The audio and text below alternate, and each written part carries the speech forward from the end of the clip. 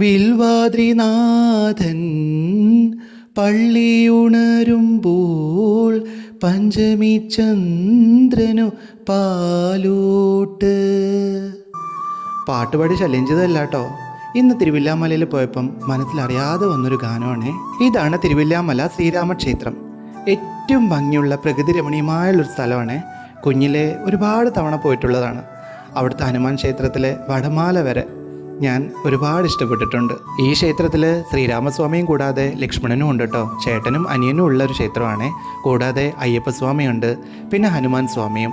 ഈ ചെയ്യുന്നത് എന്താണെന്നല്ലേ, അവിടെ ഒരാളിന് ചൂട്ടിൽ ഇങ്ങനെ കുറേ ചില്ല് കൂട്ടി വെച്ചിട്ടുണ്ട്. ഈ ചില്ലിങ്ങനെ അടുക്കി വെച്ചാൽ നമ്മുടെ അഭിഷ്ട കാര്യങ്ങൾ നടക്കും എന്നാണ് കേട്ടോ. പിന്നെ ഭഗവാനോടുള്ള പ്രാർത്ഥനയെല്ലാം കഴിഞ്ഞു പിന്നെ നേരെ പോയത് ഭക്ഷണം കഴിക്കാനായിരുന്നു കേട്ടോ. കാരണം പൊരിഞ്ഞ വിശപ്പ്. പാലക്കാടിൻ്റെ ചൂടിലേ ദാഹവും വിശപ്പും ഒരുപാട്. പിന്നെ ഒന്നും നോക്കിയില്ല, മസാല ദോശ വാങ്ങിച്ചു, പിന്നെ കൂടാതെ പൊടി ഇഡ്ഡലിയും.